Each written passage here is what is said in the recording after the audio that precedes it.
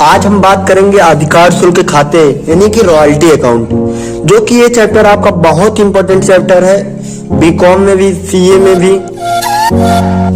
BCom में जो है 20 मार्क्स का क्वेश्चन आता है।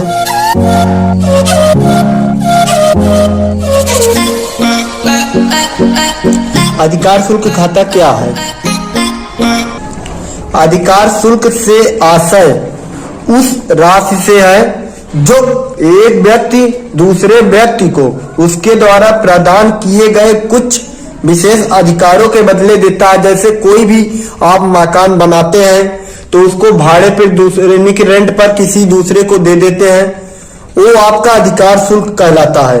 जैसे एक साइकिल निर्मित करने का अधिकार, दूसरा एक पुस्तक प्रकाशित करने का अधिकार, खदान खोदने का अधिकार आदि, ये जो है अधिकार शुल्क खाते के अंतर्गत आते हैं ये कार्य।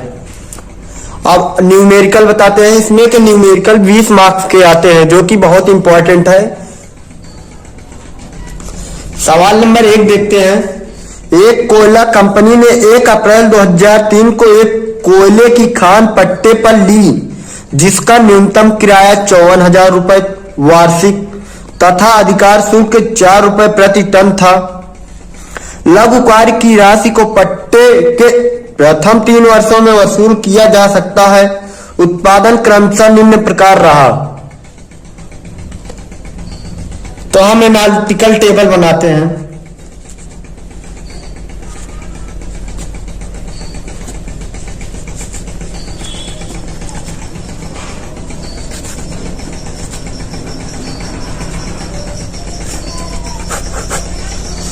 इसमें आपके 9 कॉलम होते हैं, 9 कॉलम होते हैं।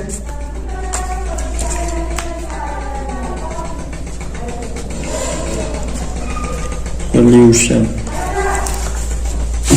पहला ईयर का कॉलम होता है, दूसरा होता है आउटपुट एंड टन का,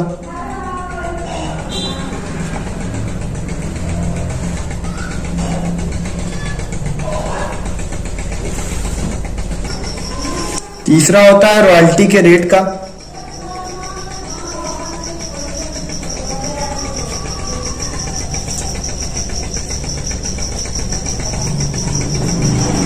पर टन, चौथा होता है मिनिमम रेंट,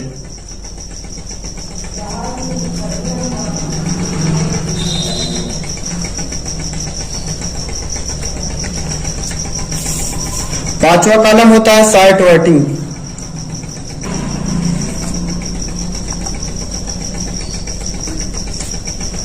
साइट वर्किंग,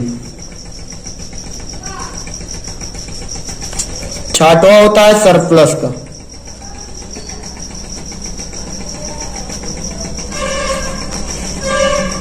सातवां होता है साइट वर्किंग रिक्यूड,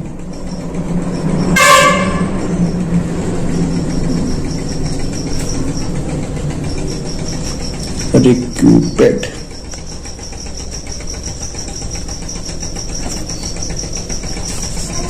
आठवां होता है साइट वर्किंग अनरिक्यूपेड,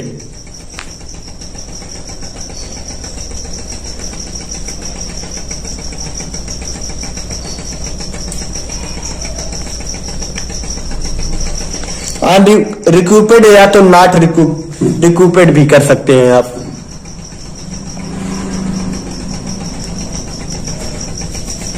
लास्ट कॉलम होता है अमाउंट लैंड लॉर्ड का,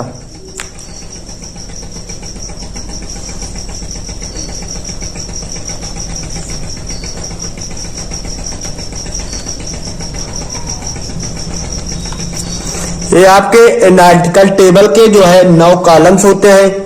इनको आप याद कर लीजिए, यही सेम कॉलम हर सवाल में आपके लगेंगे, हर न्यूमेरिकल में। तो हम जो पहली सवाल जो अभी हम बताए थे इसको सॉल्व करते हैं। पहला कॉलम था ईयर का आपका, तो ईयर देखते हैं इसमें क्या दिया गया है। वर्ष 2003, 4, 4, 5, 5, 6, 6, 7। ईयर के कॉलम में ईयर लिख देते हैं। क्या था 2003, 4, 2004-5, 2005-6, 2006-7, 4 वर्ष का था। अब आउटपुट टन्स देखते हैं क्या है। आउटपुट टन्स पहले साल में जो है 9,000 है, दूसरे साल में जो है 14,250 है, तीसरे साल में जो है 15,750 है, चौथे साल में 18,000 है। पहले में आउटपुट टन्स कितना था पहले वर्ष? 9,000 रुपए, 9,000 लिखते हैं। दूसरे साल में था 14,250, तीसरे साल था 15,750, चौथे साल जो है आपका 18,000 था। रॉयल्टी रेट आपका कितना है? रॉयल्टी रेट आपका प्रति टन था 4 रुपए प्रति टन, तो सभी में 4 रुपए प्रति टन था। तो 4 रुपए प्रति टन है, तो 9,000 को 4 से आप डिवाइड करोगे तो कितना होगा? 9 चौक 36,000 रुपए। बहुत लोग का सवाल होगा कि 36,000 क्यों आया?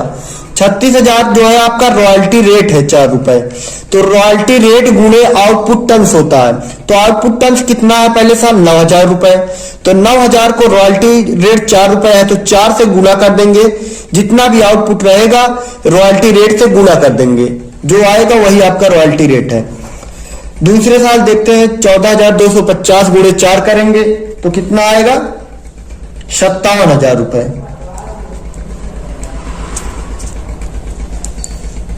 15,750 को 4 से गुणा करेंगे तो आपका 63,000 आएगा। 18,000 को 4 से गुणा करेंगे तो आपका जो है 72,000 आएगा।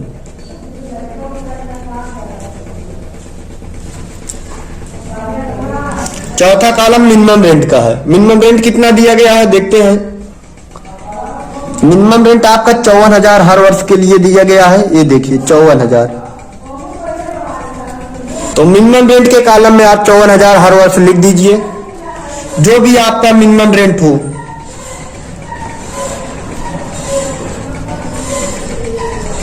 कुछ लोग का सवाल होगा कि क्या सर 54,000 हर वर्ष लिखा जाएगा? हाँ, क्योंकि हर वर्ष के लिए बोल रहा है, आपका 54,000 मिनिमम रेंट है।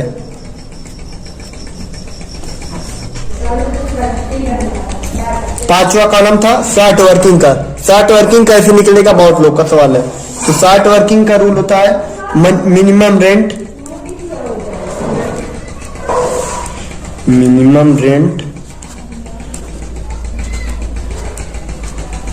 माइनस रॉयल्टी रेट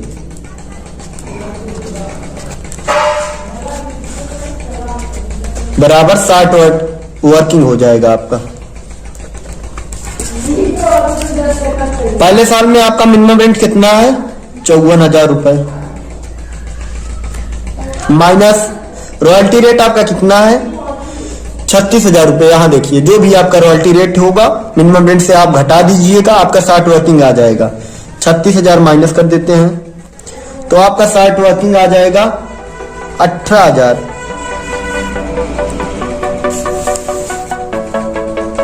ये आपका शार्ट वर्किंग है, तो यहां लिख देंगे पहले वर्ष 18,000। कोई लाभ हुआ? नहीं हुआ सर, प्लस में माइनस कर देंगे। शार्ट वर्किंग रिक्यूब नहीं हुआ, रिक्यूब भी नहीं हुआ, माइनस कर देंगे इसको। अब दूसरे साल देखते हैं। 54,000 माइनस 57,000 आप करेंगे तो आपका जो है 54,000 माइनस 57,000 आपका 3,000 माइनस में आएगा। 3,000 आपका माइनस में आएगा। तो बहुत लोग का सवाल होगा कि 3,000 माइनस में आया है तो क्या करेंगे? तो माइनस में जो भी शेष आएगा जो है वो सरप्लस होगा, तुम्हारा प्रॉफिट यानी कि जो है लाभ होगा। जैसे 3,000 आपका सरप्लस है, शार्ट वर्किंग कुछ भी नहीं हुआ। 3 आप रिसीव कर लीजिए इसको। 3,000 नॉट रिक्यूब कुछ भी नहीं हुआ। तीसरे साल देखते हैं 54,000 माइनस 63,000 करेंगे तो जो है आपका माइनस जो है 9,000 आएगा। जो संख्या माइनस में आएगी वो जो है सरप्लस होगा, जो संख्या प्लस में आएगी वो जो है आपकी शार्ट वर्किंग होगी। तो 9,000 माइनस में है, 9,000 माइनस है तीसरे साल, तो आपका जो है सरप्लस हो जाएगा। शार्ट वर्किंग कुछ भी नहीं है, 9,000 रिसीव कर लीजिए। जो भी सरप्लस होगा वो जो है शार्ट वर्किंग रिक्यूब में जो है आपको दर्शाना पड़ेगा। आपने सवाल में क्या देखा था, लघुकार की राशि को पट्टे के प्रथम 3 वर्षों में वसूल किया जा सकता है, यानी कि 3 वर्ष से अलावा। ब्राइटनेस हो गया था, फिर देख लेते हैं। लघुकार की राशि को पट्टे के प्रथम 3 वर्षों में वसूल किया जा सकता है, यानी कि 3 वर्षों के आगे जो है आपको रिसीव नहीं करना है। तो सवाल में 18,000 शार्ट वर्किंग को 3 साल से आगे आप नहीं जा सकते हैं। तो 18,000 आपकी शार्ट वर्किंग हुई थी और सरप्लस जो है 9,312,000 रुपए आपका सरप्लस हो रहा है। तो 12,000 को 18,000 में घटाएंगे तो 6,000 आपका नॉट रिक्यूपेड कॉलम में चला जाएगा।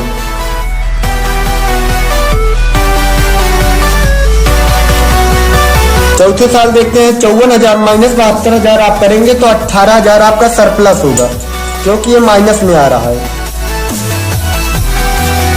मैं बताया था जो चीज मिनिमम रेंज से ज्यादा होगी उसको सरप्लस किया जाएगा, जो चीज मिनिमम रेंज से कम होगी वो शार्ट वर्किंग कॉलम में लिखा जाएगा। जैसा कि आपने देखा पहले साल 54,000 माइनस 36,000, यानी कि इसमें मिनिमम रेंज ज्यादा था और रॉयल्टी रेट कम था, तो आप शार्ट वर्किंग में दिखाए। अगर मिनिमम रेट से अगर कोई भी जैसे रॉयल्टी रेट ज्यादा रहेगी तो आप जो है सरप्लस में दिखाएंगे, कम रहेगी तो शार्ट वर्किंग में।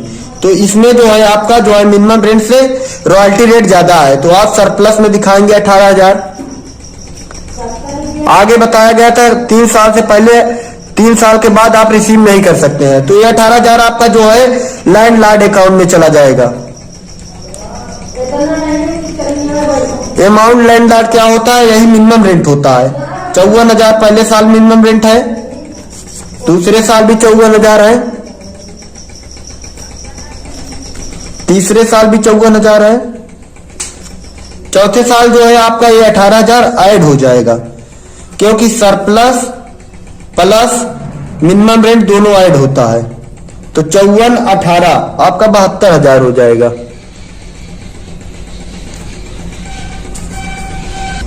अब आंसर मिलाते हैं, आपका आंसर आया कि नहीं। उत्तर वर्ष 2005-6 में अशोधनीय लघुकार 6,000 रुपए, यानी अशोधनीय लघुकार का मतलब होता है शार्ट वर्किंग अनरिक्यूपेड। ये देखिए 2005-6 में शार्ट वर्किंग अनरिक्यूपेड 6,000 आपका आया है, यही आपका आंसर होगा। इसी तरह कोई भी रॉयल्टी की सवाल हो आसानी पूर्वक लग जाएगी। अगर इसमें आपको कोई भी प्रॉब्लम हुई हो तो आप पूछ सकते हैं बेहिचक।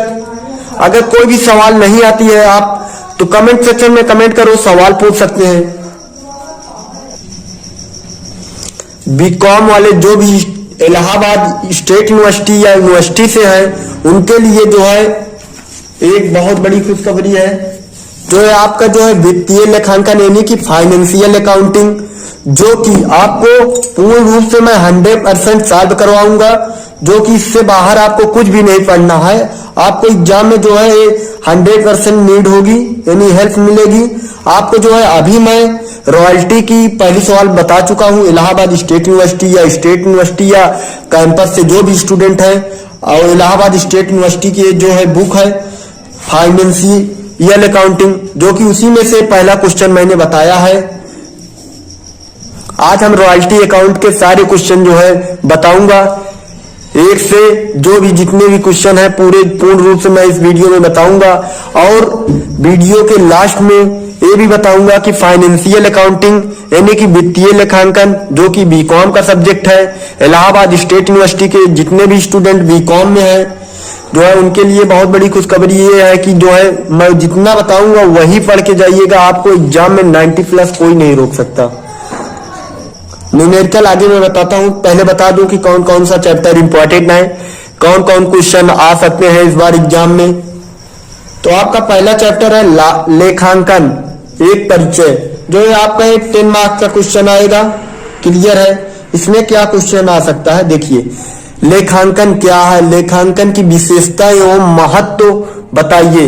ये जो आपका 10 से 20 मार्क्स का क्वेश्चन आ सकता है, 10 मार्क्स तो क्लियर ही है। चैप्टर 2 और 3 नहीं पढ़ना है आपको, आपके सिलेबस में नहीं है। यहाँ देखिए स्टार जो है, जिसमें स्टार लगे हैं उस चैप्टर को नहीं पढ़ना है, यहाँ दर्शाया गया है निर्देश में।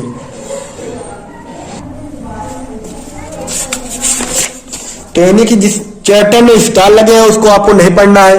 जैसे दूसरा और तीसरा चैप्टर आपको नहीं पढ़ना है, आपके सिलेबस में नहीं है, इसमें स्टार लगा है। दूसरा चैप्टर उतना इंपॉर्टेंट नहीं है, तीसरा भी।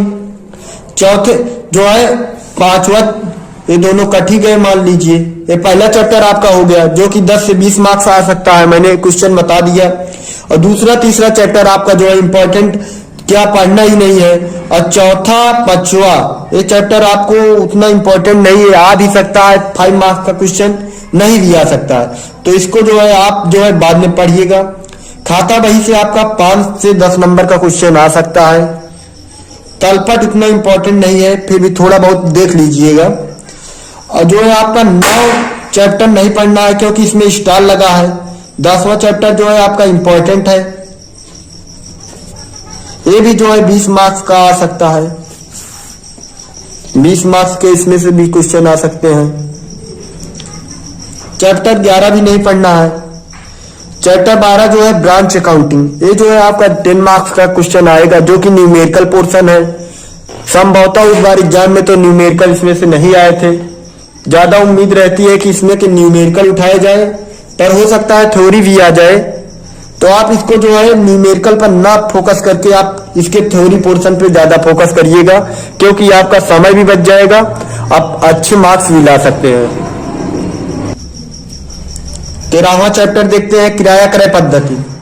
हायर परचेज, 20 मार्क्स का आपका क्वेश्चन आएगा। ये जो है ये चैप्टर नहीं पढ़ना है। किस्त क्रय पद्धति, इसको काट दीजिएगा। चैप्टर जो है 15 देखते हैं, अधिकार शुल्क खाते रॉयल्टी अकाउंटिंग। ये हर वर्ष जो है 20 मार्क्स के आपके क्वेश्चन आते हैं, वो भी न्यूमेरिकल आते हैं, जो कि मैंने शुरू में वीडियो में एक सवाल करके बताया हूं।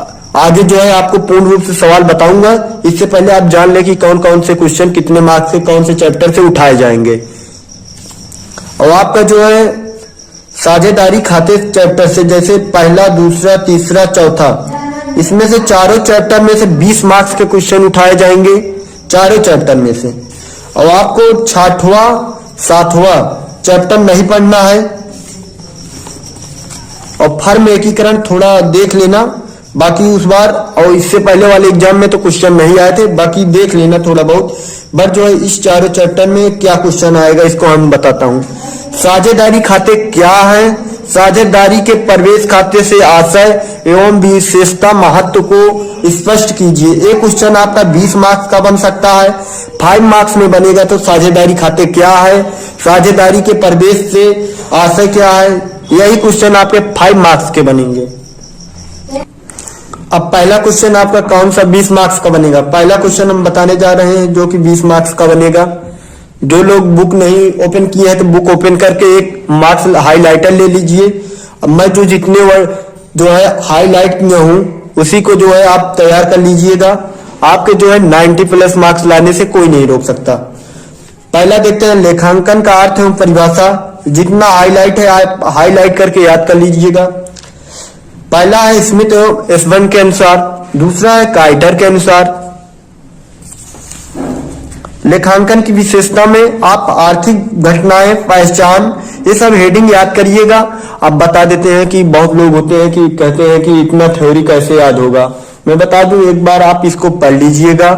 आप जो है इसमें जो है लेखांकन की वित्तीय प्रकृति एवं उसकी आर्थिक घटना में जो है घटनाएं लिख देना। पहचान में उसके बारे में लिख देना, जैसे उसका जो है व्यवहार एवं पहचान उस घटना से अंकित कर्मचारी एवं उसकी नियुक्ति पर किस प्रभाव को पूर्ण रूप से संभव करती है।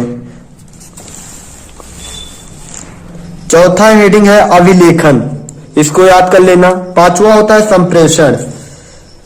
लेखांकन की विशेषता में आप 4 हेडिंग जो है याद कर लेना, इसको लिख देना। पहला है आर्थिक घटना है, दूसरा पहचान, तीसरा मापन जो होता है उसको मापन भी लिख सकते हैं एवं पहचान भी लिख सकते हैं उसको। चौथा अभिलेखन है, पांचवा संप्रेषण है। ये सब 20 मार्क्स के अंदर है। और दूसरा क्वेश्चन क्या बन सकता है, पुस्तपालन या बही खाता का अर्थ एवं परिभाषा। पुस्तपालन सभी लोग जानते हैं, 2 शब्दों से मिलकर बना होता है, पुस्त धन पालन। यानी पुस्त का अर्थ होता है पालन एवं बुक का अर्थ होता है पुस्तक से। यानी कि व्यवसाय में प्रतिदिन जो भी, जैसे व्यवसाय में कोई भी व्यवसाय हो, प्रतिदिन कुछ ना कुछ जो है यूज में उसका आता है। जैसे पुस्तक का जो है विभिन्न व्यवसाय में जो है बहुत ज्यादा भूमिका इस समय निभा रही है, तो इसलिए जो है पुस्तपालन का जो है महत्वपूर्ण भूमिका अन्य व्यवसाय क्षेत्रों में भी है। पुस्तपालन की विशेषता याद कर लेना। 5 पुस्तपालन एवं कला विज्ञान है, इसका संबंध मौद्रिक व्यवहारों से है। नंबर 3 इसके अंतर्गत व्यवहारों का उल्लेख निश्चित खाता बहियों में किया जाता है। नंबर 4 देखते हैं, इसमें व्यवहारों को उल्लेखित करने की एक निश्चित प्रणाली अपनाई जाती है। 5वां पॉइंट देखते हैं, इसमें व्यवहारों का उल्लेख निरंतर एवं तिथिवर किया जाता है। जैसा मैंने पहले बताया कि जो है इसमें जो है जैसे व्यवसाय में जो है कोई भी पुस्तक होती है, कोई भी जो है एक नोट्स बनाया जाता है जिसमें जो है उस व्यवसाय के बारे में तिथिवर जो है ज्ञात किया जाता है। नहीं तो ये परिभाषा ना याद हो तो सिंपल परिभाषा बताते हैं आपको। पुस्तपालन या बही खाता एक ऐसी कला एवं विज्ञान है जिसकी सहायता से व्यापारी एवं व्यवसाय कर्मचारी या संस्था एवं कोई फंड एवं कारखाने इत्यादि में निश्चित पुस्तकों में निम्नानुसार शुद्ध एवं स्पष्ट एवं निश्चित ढंग से निरंतर एवं सही रूप से लिखना सिखाया जाता है। ये जो है पुस्तपालन एवं बही खाता के अंतर्गत आते हैं। पुस्तपालन एवं बही खाता एवं लेखांकन में अंतर। पुस्तपालन बही खाता एक ही चीज है, आप लोग जानते हैं, इससे पहले जो है अभी देखा आपने। और लेखांकन जो है आप जो है याद ही कर चुके हो स्मिथ के अनुसार, एसन के अनुसार। अगर आप पुस्तपालन बही खाता इससे पहले जो अभी मैं बताया जो है इसको आप ढंग से तैयार कर लेते हैं तो आपको अंतर लिखने में कोई प्रॉब्लम नहीं बनेगी। ये हो गया पुस्तपालन जो है एवं बही खाता, ये लेखांकन एवं परिभाषा। इसको पूर्ण रूप से दोनों को याद करे रहेंगे आप तो जो है अंतर जो है आपको लिखने में कोई भी प्रॉब्लम नहीं बनेगी। जितने हेडिंग हाईलाइट है उसी को आप पढ़िए, उससे बाहर आप किसी पे टाइम वेस्ट मत करिए, उससे बाहर कोई भी क्वेश्चन नहीं आएंगे। लेखांकन के उद्देश्य। नंबर 1 व्यवसायिक व्यवहारों को लेखा पुस्तकों में व्यवस्थित रूप से अंकित करना। आप जैसे बहुत लोग का सवाल होता है कि इतने बड़े बड़े थ्योरी हम कैसे याद करेंगे, तो आप हेडिंग को याद करिए। आप हेडिंग अगर आपकी सही है तो कोई भी एग्जामिनर जो है अगर उससे रिलेटेड कोई भी बात लिखी है तो आपका जो है मार्क्स कम नहीं करेगा। दूसरा है लाभ हानि को ज्ञान। जैसे लाभ हानि का ज्ञान इसमें जो है लिख देना। लेखांकन के अंतर्गत निरंतर रूप से जो पुस्तकों में ज्ञान यानी कि संभव होता है उसको जो है सही निर्णय की दिशा में जो है लाभ हानि के लिए प्रयोग किया जाता है। पूंजी का ज्ञान। नंबर 4 देनदारी एवं लेनदारी का ज्ञान। क्रय विक्रय एवं शेष माल का ज्ञान। नंबर 7वां है रोकड़ शेष का ज्ञान। नंबर 8वां है वैधानिक आवश्यकताओं की पूर्ति। नंबर 9वां है वित्तीय एवं सांख्यिक सूचनाएं उपलब्ध कराना। लेखांकन के लाभ का व्यवसायिक को लाभ। नंबर 1 स्मरण शक्ति का पूरक। नंबर 2 सूचनाओं की प्राप्ति। नंबर 3 क्रय निर्धारण में सहायक। नंबर 4 लाभ हानि का ज्ञान। नंबर 5वां है तुलनात्मक अध्ययन में सुझाव। विवादों के निपटारे में सहायक, ऋण लेने में सुविधा। 7 पॉइंट आप याद कर लीजिए, चाहे में थोड़ा देख लीजिएगा। सरकार को लाभ, कार्यारोपण में सहायक। दूसरा पॉइंट देख लीजिएगा, लाइसेंस प्रदान करने में सुविधा, लाइसेंस प्रदान करने में सुविधा। बस आपको चैप्टर जो है 1 में जो है जितना बताया हूं इतना आप तैयार कर लीजिएगा। 20 मार्क्स जो है आपका क्लियर है। फाइनेंशियल अकाउंटिंग बीकॉम के स्टूडेंट के लिए जो है 20 मार्क्स मैंने अभी क्लियर कराया थ्योरेटिकल पोर्शन से, और 20 नंबर जो है रॉयल्टी से मैं जो है क्लियर कराऊंगा। सभी न्यूमेरिकल सॉल्व करूंगा, जैसा कि मैंने जो है वीडियो के शुरू में जो है पहला न्यूमेरिकल सॉल्व किया हूं, तो उसी तरह जो है लास्ट अभी थ्योरेटिकल पूर्ण रूप से बता दूं, उसके बाद जो है पूर्ण न्यूमेरिकल जो है आपका सॉल्व किया जाएगा। आपको जितने भी बीकॉम के स्टूडेंट हैं इलाहाबाद स्टेट यूनिवर्सिटी या इलाहाबाद कैंपस से, फाइनेंशियल अकाउंटिंग में आपको 90 प्लस जो है आपको स्कोर करवाऊंगा। अगर आप मेरे कहने के मुताबिक अगर वो चीज तैयार करते हैं तो आपको 90 प्लस मार्क्स लाने से कोई नहीं रोक सकता। 20 मार्क्स आपका थ्योरी से कंप्लीट हो गया। आगे देखते हैं चैप्टर 5 जो है मूल प्रविष्टि एवं पुस्तकें एवं जर्नल या रोजनामचा में जो है आपका ये हेडिंग बहुत इंपॉर्टेंट है। जर्नल एवं रोजनामचा जो वर्ड हाईलाइट किए गए हैं उतना ही आपको पढ़ना है, यहां से यहां तक इसको याद कर लीजिएगा। एलसी कॉपर्स के अनुसार इतना याद कर लीजिएगा। ये जो है आपका 5 मार्क्स का आ सकता है, 5 मार्क्स का। 6वां चैप्टर है खाता बही। खाता बही में जो है एक क्वेश्चन आपका इंपॉर्टेंट है, खाता बही से आशय एवं खाता बही की परिभाषा, एक क्वेश्चन आ सकता है। तो जो वर्ड हाईलाइट है यहां से यहां तक आप याद कर लीजिएगा। एलसी कॉपर्स के अनुसार याद कर लीजिए। आपको एग्जामिनर 5 मार्क्स तभी देगा जब आप एक परिभाषा लिखेंगे और किसी लेखक के अनुसार लिखेंगे उसको, और उसके बाद एक निष्कर्ष लिखेंगे, तब आपको पूर्ण रूप से 5 मार्क्स दिए जाएंगे। और निष्कर्ष में क्या लिखना है, काफी लोग का सवाल यही होगा। निष्कर्ष में यही लिखना होगा जो चीज इसमें लिखे हो और जो एलसी कॉपर्स के अनुसार किसी वैज्ञानिक के अनुसार लिखे हो, इन दोनों में जो है लिखने के बाद जो आपके मन में जो है स्पष्ट रूप से जो बात आ रही है उसको आप निष्कर्ष में लिख देना। जैसे यहाँ लिखा गया है निष्कर्ष में, देखते हैं। उपयुक्त परिभाषाओं के आधार पर ये देखिए कहा जाता है कि खाता बही लेखांकन का प्रमुख पुस्तक है। इसका प्रत्येक पृष्ठ खड़े रूप में 2 भागों में बांटा जाता है। बायां भाग डेबिट ऋणी तथा दाहिना भाग क्रेडिट यानी धनी होता है। इसमें खाते का वर्णन किया जाता है। इसी प्रकार से आप निष्कर्ष लिखेंगे तभी आपको एग्जामिनर 5 मार्क्स देगा, वरना 3 या 4 मार्क्स ऐसे करके दे देते हैं।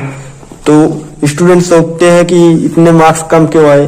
तो आप इस प्रकार से जो 5 मार्क्स के क्वेश्चन आएंगे उसमें इसी प्रकार के जो है लिखना, ताकि आपको पूर्ण रूप से 5 मार्क्स मिल सके। तीसरा क्वेश्चन है 5 मार्क्स में तलपट का अर्थ एवं परिभाषा। समान शब्दों में लिख देना।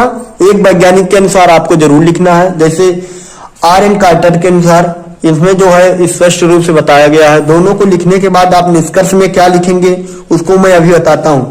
उपयुक्त परिभाषाओं से हमें यह स्पष्ट हुआ कि तलपट खाता के समस्त खातों तथा रोकड़ पुस्तक में क्रेडिट बाकियों की अनुसूची से जो खाता बही में खातों से तैयार की जाती है, इसमें रोकड़ पुस्तकों का संपूर्ण जो है शेषों का जो है निर्णय किया जाता है। इतना आपको निष्कर्ष में इसमें लिख देना है। बुक में निष्कर्ष नहीं दिया गया है इसीलिए मैं निष्कर्ष बता दिया।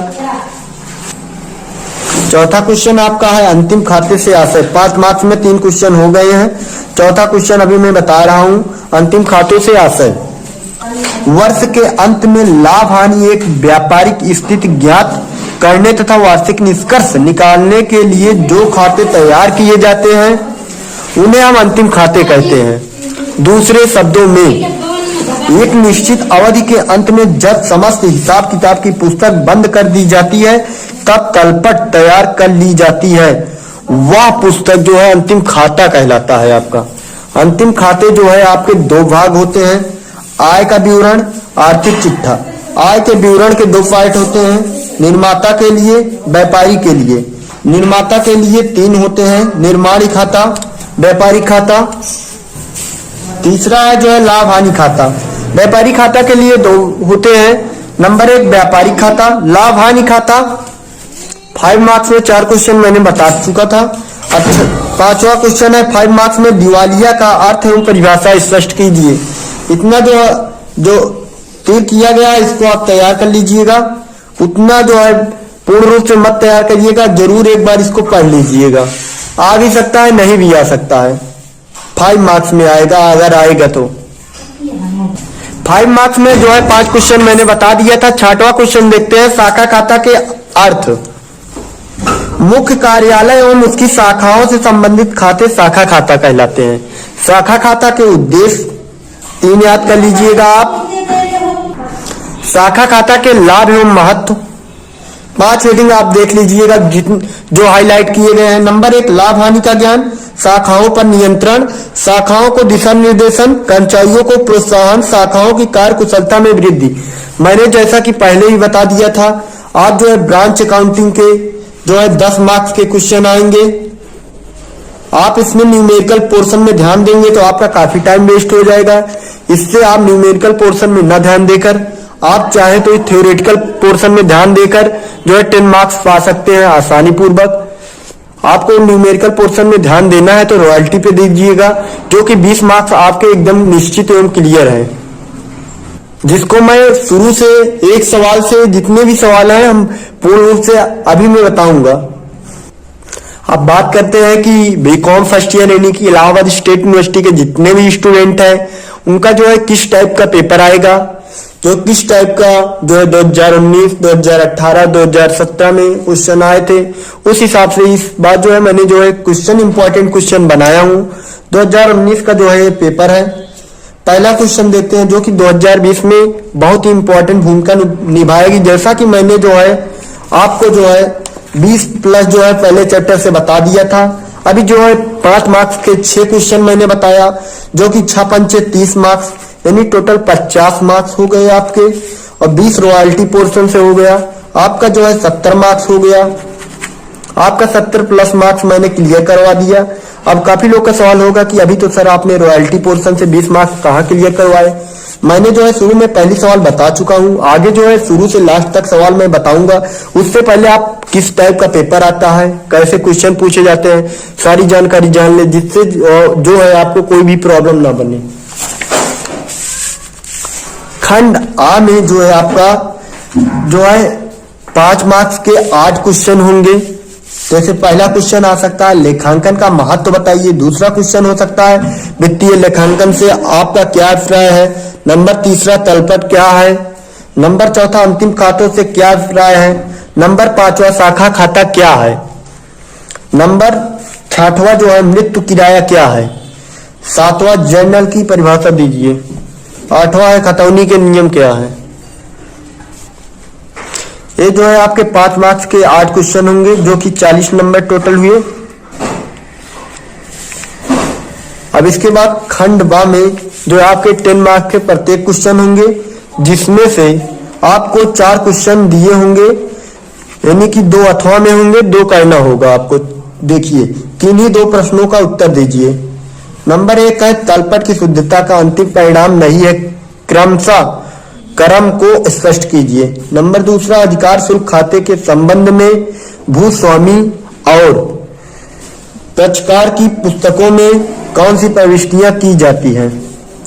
नंबर 3 रोजनामचा क्या है, इसके सहायक पुस्तकों की विवेचना कीजिए। नंबर 4 है लेखांकन क्या है, लेखांकन के महत्व को स्पष्ट कीजिए। ये जो है इन 4 क्वेश्चन दिया रहेगा। 4 क्वेश्चन में से 2 क्वेश्चन आपको करना है, जो कि 10 मार्क्स के होंगे। 10 दूनी 20 मार्क्स,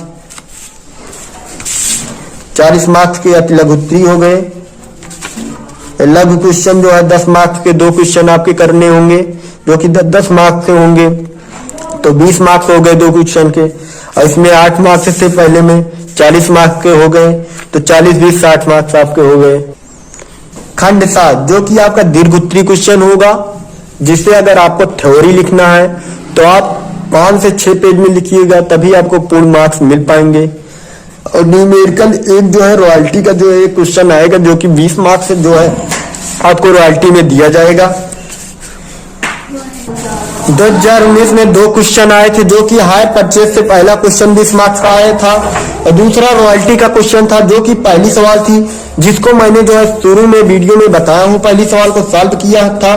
यही क्वेश्चन जो है सेम टू सेम 2019 एग्जाम में आया था, जो कि 20 मार्क्स का क्वेश्चन था। तो आप रॉयल्टी पे पूरा फोकस करिए, आपका 20 मार्क्स कहीं नहीं जा सकता है। और कुछ 2 अथवा में थ्योरी रहेंगी, आप चाहे तो जैसे न्यूमेरिकल नहीं आता है, जैसे एक रॉयल्टी की आप सवाल कर लीजिए, 20 मार्क्स उसमें मिल गए, तो आप 2 थ्योरी रहेगी, 2 में से एक थ्योरी आप कर लीजिए। जैसे कि लेखांकन क्या है, लेखांकन की प्रमुख विशेषताओं को स्पष्ट कीजिए। शाखा क्या है, शाखा के विभिन्न प्रकारों पर प्रकाश डालिए। तो मैंने जो है लेखांकन क्या है, लेखांकन के प्रमुख विशेषताओं का वर्णन कीजिए, इसको मैंने जो है शुरू में बता दिया था, आप इसको तैयार कर लीजिएगा। 20 मार्क्स हो इसमें हो गया। आपका जो है 70 मार्क्स की मैंने बता दिया था। मैंने जो है 70 प्लस मार्क्स के लिए जो है वित्तीय लेखांकन में बता चुका हूं। अभी 30 प्लस मार्क्स और बताता हूं आपको। 10 मार्क्स में आपका आ सकता है, क्या तलपट का मिलान लेखा पुस्तकों की शुद्धता से अचूक परिणाम है? या तो ये क्वेश्चन पूछ सकता है कि तलपट की शुद्धता का अंतिम परिणाम नहीं है, क्रम अनुसार स्पष्ट कीजिए।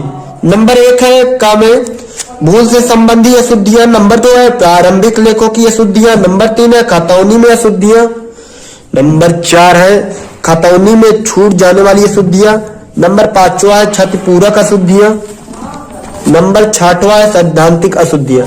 ये जो है आपका 10 मार्क्स का क्वेश्चन आ सकता है। और 10 मार्क्स में आ सकता है रोजनामचा क्या है, इसके सहायक पुस्तकों की विवेचना कीजिए। 20 मार्क्स हो गए। 20 मार्क्स में ये भी पूछ सकता है लेखांकन क्या है, लेखांकन के प्रमुख विशेषताओं को स्पष्ट कीजिए। उस बार जो है पहले चैप्टर से 25 से 30 मार्क्स के क्वेश्चन आए थे। 2017 में 25 मार्क्स के क्वेश्चन पहले चैप्टर से उठाए गए थे। 2016 में जो है 30 मार्क्स के क्वेश्चन आए थे। यानी कि अधिक वर्ष जो है 25 मार्क्स के क्वेश्चन जरूर आते हैं पहले चैप्टर से। तो पहला चैप्टर मैंने जितना हाईलाइट करवाया है, लास्ट बात बोल रहा हूं, पहला चैप्टर बहुत इंपॉर्टेंट है। 25 मार्क्स आपको क्लियर दिला सकता है पहला चैप्टर, और जो हाईलाइट किया गया है उसी को आपको पढ़ना है, उसके बाहर कोई भी चीज नहीं पढ़ना है। लेखांकन की परिभाषाएं जितना हाईलाइट किया गया है उसी को याद करिए। लेखांकन की विशेषता नंबर 1, नंबर 2, नंबर 3, नंबर 4, 5 जो हाईलाइट है उसी को पढ़िए। पुस्तपालन या वही खाता का अर्थ है वो परिभाषा याद कर लीजिए, इसकी विशेषता पढ़ लीजिए। जो हाईलाइट किया गया है, जो इससे पहले मैंने जो आपको दिखाया था, बताया था, उसी को तैयार कर लीजिए। आपको 25 मार्क्स क्लियर है पहले चैप्टर से। पहला चैप्टर आपका बहुत इंपॉर्टेंट है। 70 प्लस हो गया था।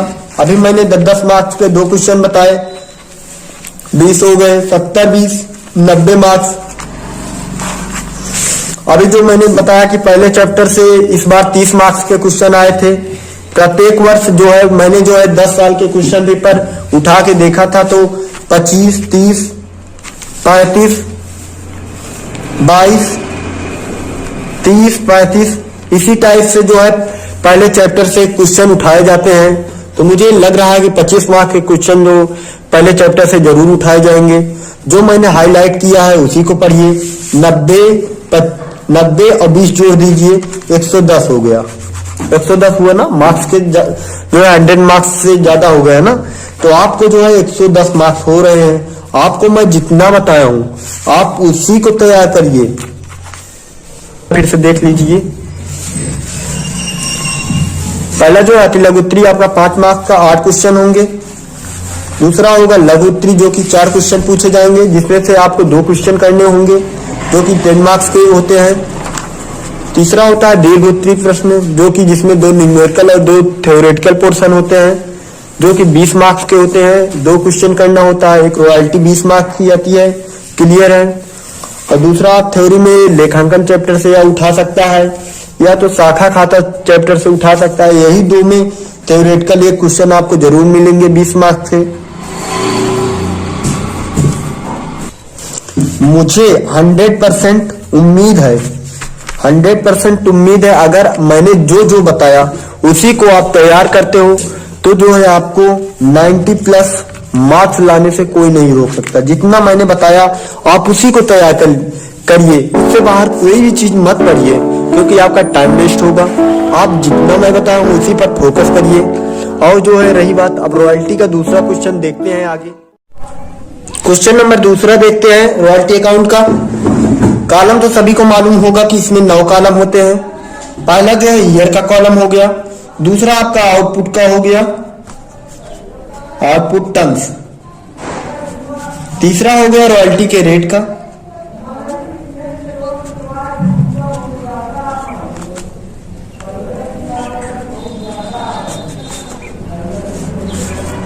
चौथा हो गया मिनिमम रेंट का, पांचवा हो गया शार्ट वर्किंग का,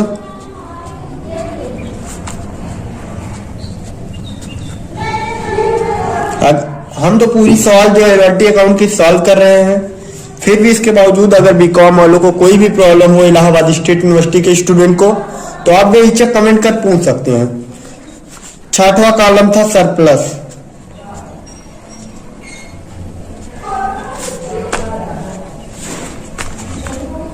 सातवां है शार्ट वर्किंग रिक्यूट,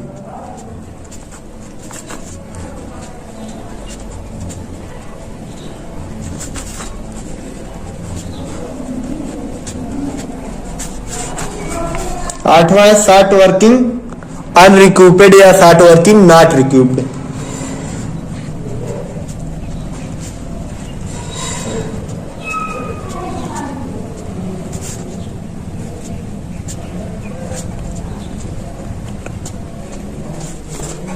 नौवां कॉलम है अमाउंट लैंडलॉर्ड का,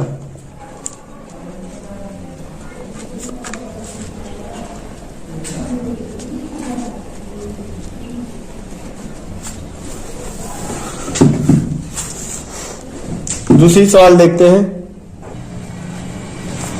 एक कोयलरी कंपनी ने एक कोयले वाले क्षेत्र को 10 वर्ष के लिए 1 अप्रैल 2001 को पट्टे पर लिया। अधिकार शुल्क की राशि 2.50 टन प्रति टन है।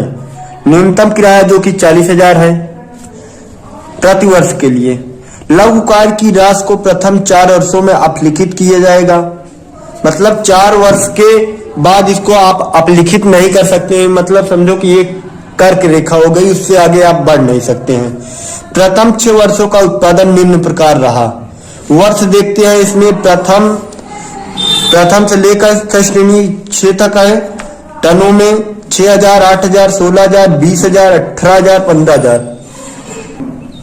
ईयर था फर्स्ट ईयर, प्रथम, second year, third year, fourth year, fifth year, 6 year.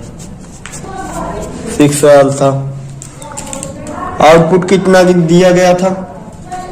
पहले में 6,000 था,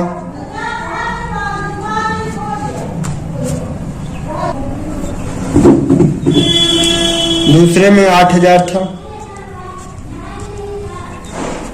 तीसरे में 16,000 था,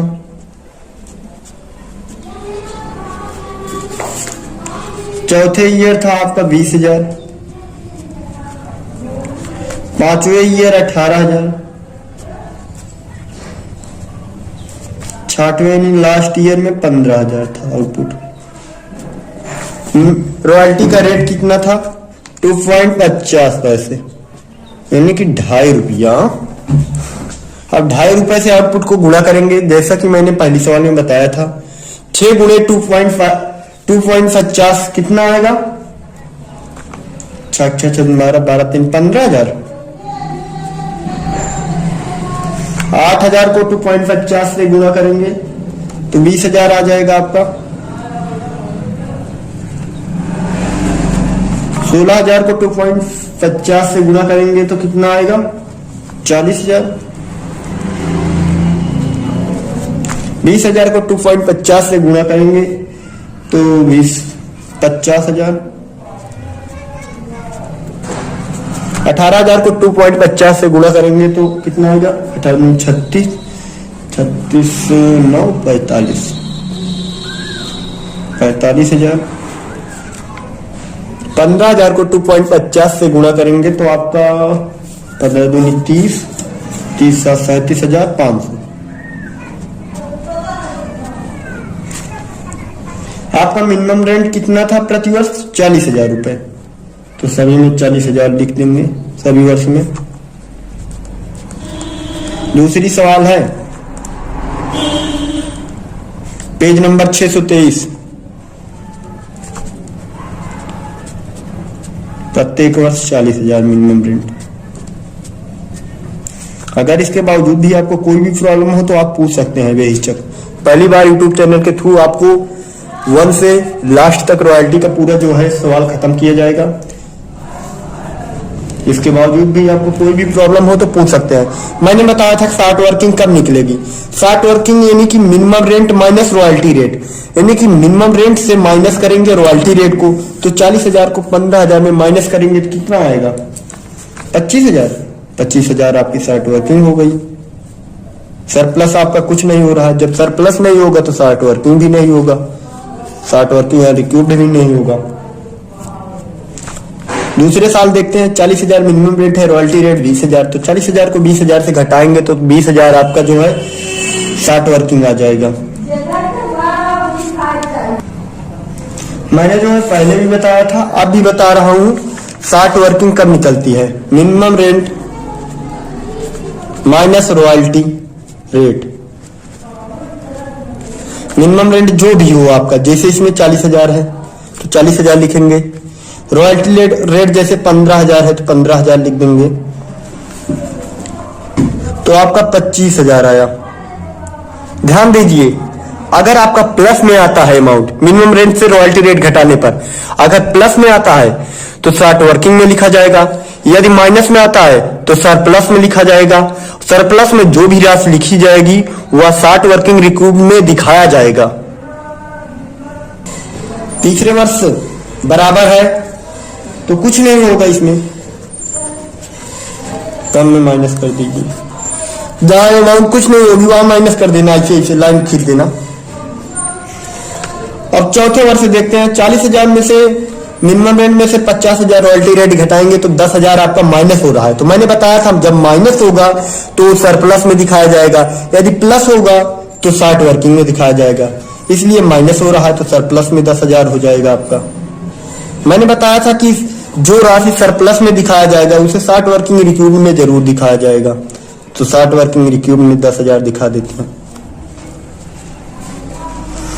शर्त क्या थी? आपने बोला था कि जो है प्रथम 4 वर्षों में अशोधनीय कार्य को, जो यहां देखिए, अशोधनीय लघु कार्य को 4 वर्षों में, प्रथम 4 वर्षों में अपलिखित किया जाएगा। यानी कि 4 वर्षों के बाद आप इसको जो है अपलिखित नहीं कर सकते हैं।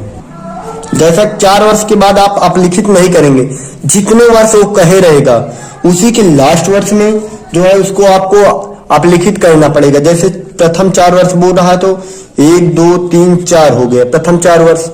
तो प्रथम 4 वर्ष में जो है शार्ट वर्किंग आपकी कितनी हुई है? 25 और 20 जोड़ेंगे तो आपका 45,000 हुआ है, जिसमें से आपको लाभ कितना हुआ है? 10,000 का। तो यानी कि 10,000 को 45,000 में माइनस करेंगे तो आपका 35,000 रुपए नॉट रिक्यूब्ड, मतलब लॉस हुआ है।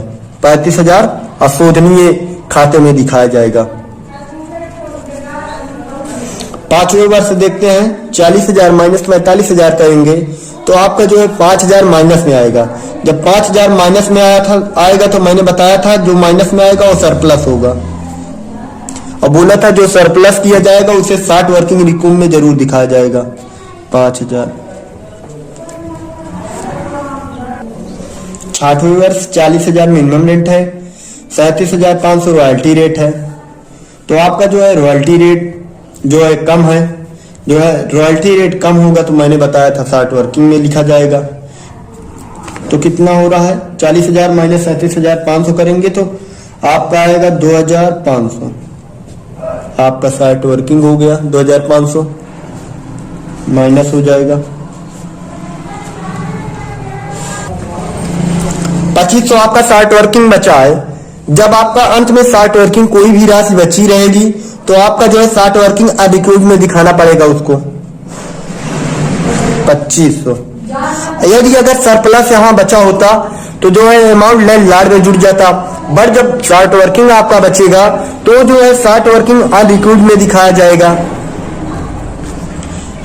मैंने बताया था लैंड लॉर्ड क्या होता है, अमाउंट यही मिनिमम रेंट होता है, और प्लस जब कोई सरप्लस बचा रहेगा तो ऐड हो जाएगा, बट इसमें कोई सरप्लस नहीं है तो जो है इसमें जो मिनिमम रेंट है उसको हर वर्ष उतार लिया जाएगा 40,000।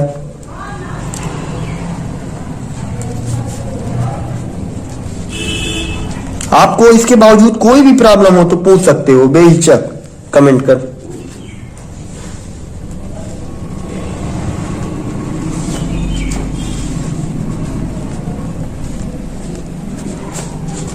आपकी दूसरी सवाल पूर्ण हो गई।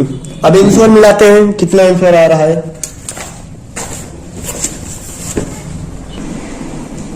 क्वेश्चन नंबर 2 का आंसर मिलाते हैं, यहां देखते हैं। अशोधनीय लघुकार चतुर्थ वर्ष में 35,000, चतुर्थ वर्ष में 35,000, षष्ठ यानी 6ठवें वर्ष में 2500, यानी अशोधनीय यानी कि अनरिक्रूड शॉर्ट वर्किंग। देखते यहां देखिए चौथा वर्ष कौन सा है, ये है आपका चौथा वर्ष। देखिए अनरिक्रूड कितना हो रहा है 35,000, आपका आंसर मिल रहा है चौथे साल आपका 35,000 अनरिक्रूड शॉर्ट वर्किंग यानी अशोधनीय हो रहा है। 6ठवें साल जो है आपका 2500 रुपए अशोधनीय हो रहा है। यहां देखिए यही दोनों आपका आंसर है दूसरे क्वेश्चन में। तीसरा क्वेश्चन देखते हैं।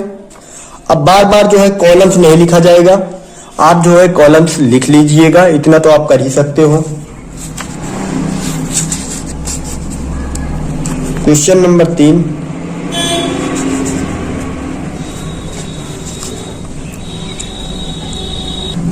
दो सवाल तक प्रथम वर्ष बोला जा रहा था। अब इसमें देखिए तीसरे नंबर सवाल से वसूली की शर्त बदल दी गई है, इसमें अगले कुछ वर्षों में है। जैसा कि तीसरा नंबर सवाल देखते हैं, आप बुक खोल के रखिए, आपको प्रॉब्लम ना बने, जिससे कि 1 अप्रैल 2008 को मोहन कोयला कंपनी ने ₹20 प्रति टन कोयले के अधिकार शुल्क पर कोयले का खान पट्टे पर ली न्यूनतम किराया जिसका 1 लाख रुपए प्रति वर्ष था। लघुकार राशि को अगले 3 वर्षों में वसूल किया जा सकता है, यानी कि लघुकार को अशोधनीय अनरिक्रूड शॉर्ट वर्किंग को अगले 3 वर्षों में रिसीव किया जाएगा। अगले 3 वर्षों का मतलब पहले वर्ष को छोड़कर उसके बाद के 3 वर्षों के अंदर जो है उसको रिसीव किया जाएगा। आगे सवाल देखते हैं। अपनी सवाल बुक में ओपन कर लीजिए। ईयर क्या दिए गए हैं, ईयर 2008-9 2008-9 9-10 10-11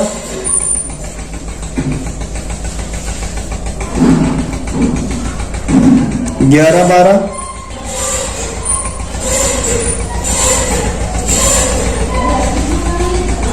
12-13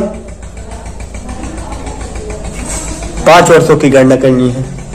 आउटपुट क्या दिया गया है, पहले वर्ष आउटपुट जो है 1000 है,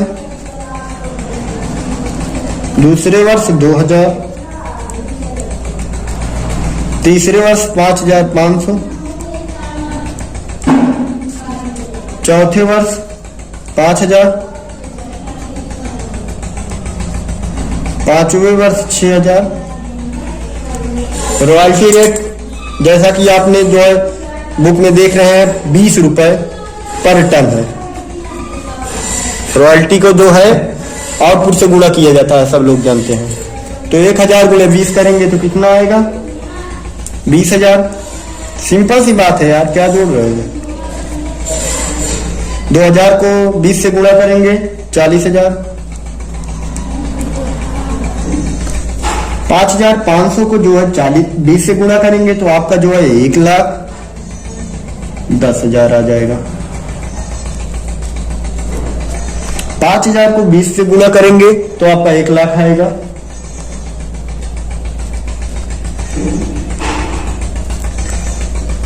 6,000 को 20 से गुणा करेंगे तो 1,20,000 आ जाएगा। 1,20,000।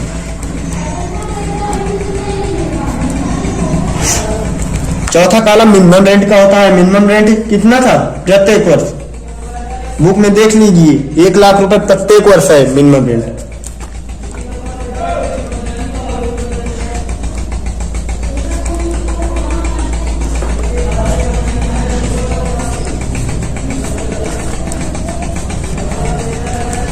पहली बार आपको ऐसा यूट्यूब चैनल मिला होगा जिसमें जो है रॉयल्टी के सभी क्वेश्चन को सॉल्व किया गया होगा।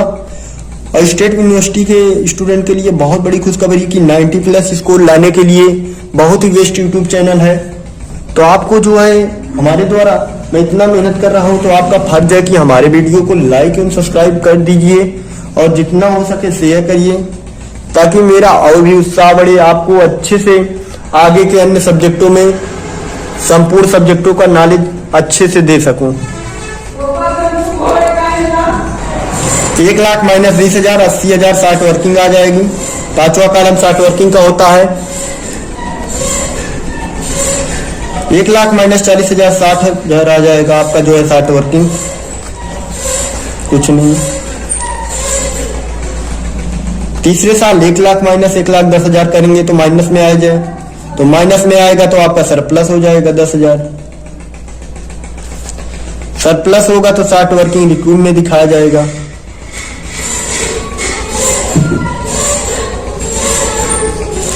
देखिए चौथे वर्ष बराबर है तो सभी माइनस कर देंगे। लेकिन हाँ एक चीज ध्यान देना, चौथे वर्ष क्या कहा था, इसमें शर्त क्या दी गई है, यहां देखिए, अगले 3 वर्षों में वसूल किया जाएगा अशोधनीय लघुकार को अगले 3 वर्षों में वसूल किया जाएगा। अगले 3 वर्षों का मतलब होता है प्रथम वर्ष को छोड़कर उसके बाद के वर्ष काउंट होते हैं, जैसे 1 2 3।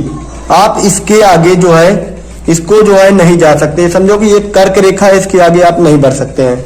तो आपका जो है 60 वर्किंग कितना हुआ है 80 40 1,40,000 माइनस 10,000 करिए, कितना है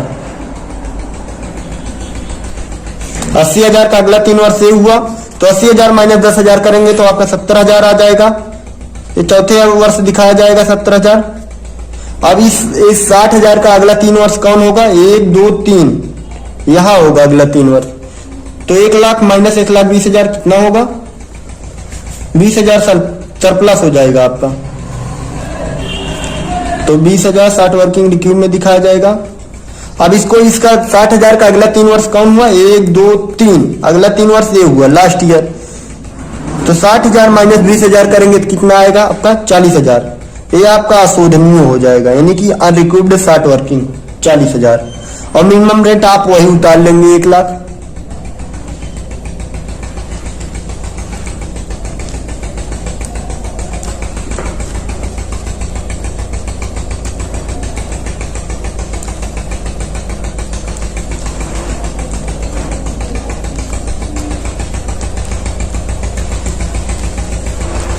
इस सवाल में कुछ स्टूडेंट को डाउट होंगे, अभी डाउट क्लियर करता हूं उनका।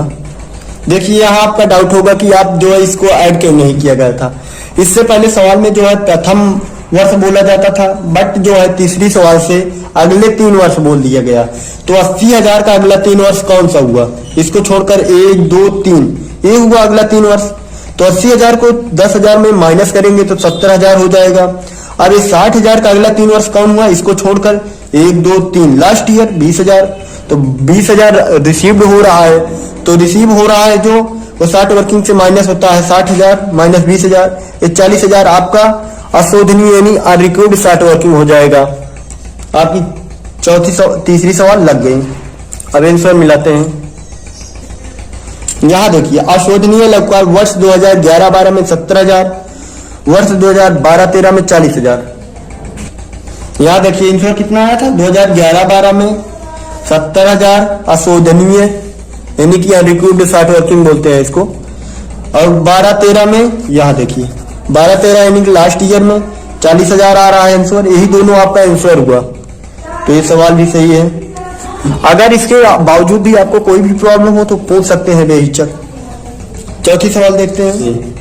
एक खान 1 अप्रैल 2003 को पट्टे पर ली। अधिकार शुल्क की दर 5 रुपए प्रति टन है थी और न्यूनतम किराया 1 लाख रुपए था वार्षिक। उत्पादन निम्नानुसार हुए। वर्ष 3, 4, 4, 5, 5, 6, 6, 7। उत्पादन टनों में नहीं, आउटपुट कुछ नहीं। पहले साल कुछ नहीं आउटपुट है, दूसरे साल 8,000, तीसरे वर्ष जो है 19,000, चौथे वर्ष 25,000। इसको सॉल्व करते हैं। बुक सभी लोग ओपन कर लीजिए, बार बार परेशान न हो।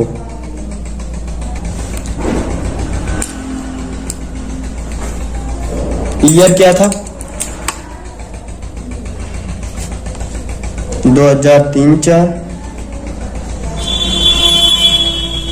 2004-5, 2005-6, 2006-7, 4 वर्ष था ना। आउटपुट क्या था? पहले वर्ष नील था, कुछ नहीं था यानी कि। दूसरे वर्ष 8,000 था, तीसरे वर्ष 19,000, चौथे वर्ष 25,000।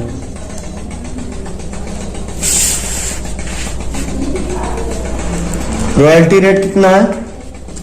5 रुपए प्रति टन। 5 से गुणा कर दीजिए। इसमें नील है तो नील ही हो जाएगा। बहुत लोग सोच रहे हैं 5 हो जाएगा, नहीं, ऐसा नहीं होगा। नील है तो नील होगा। 8,000 गुणित 5 करेंगे तो 8 पंचे 40,000 होना ही समझे। 95,000। 25 गुणित 5, 25 पंचे 125, 1,25,000। चौथा कॉलम क्या है? मिनिमम रेंट का। मिनिमम रेंट कितना है? 1 लाख प्रत्येक वर्ष। तो 1 लाख लिख देंगे प्रत्येक वर्ष।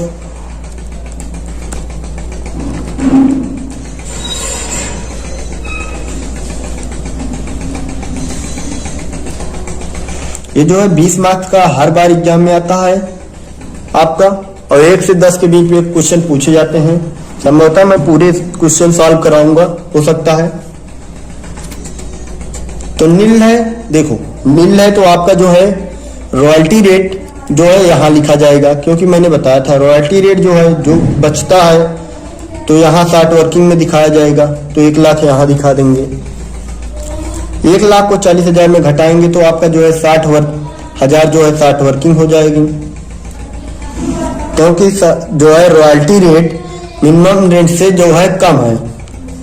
ये भी कम है 5,000, तो 5,000 यहाँ लिख देंगे। इसमें जो है मिनिमम रेट से रॉयल्टी रेट ज्यादा है, तो ज्यादा है तो सरप्लस में दिखा देंगे। 25,000 ना, ठीक, माइनस कर दीजिए इसमें।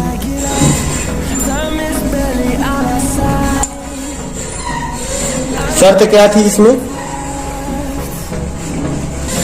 इसमें कोई भी शर्त नहीं है।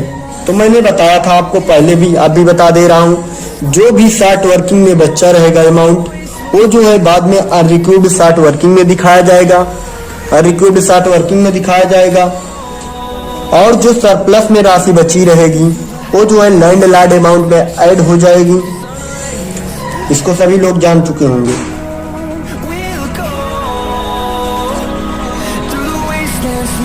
तो जो है 60 वर्किंग बची है तो आपका जो है अनरिक्यूर्ड हो जाएगा 1 लाख। 60,000 दूसरे वर्ष, 5,000 तीसरे वर्ष। इसमें 25,000 मैंने बोला ना, सरप्लस जो भी बचेगा वो मिनिमम रेंट में ऐड हो जाएगा। तो 1 लाख और 25,000, 1,25,000 चौथे वर्ष आपका जो है लैंड लॉर्ड हो जाएगा, और बाकी में 1 ही लाख रहेगा, क्योंकि आपका मिनिमम रेंट 1 ही लाख है।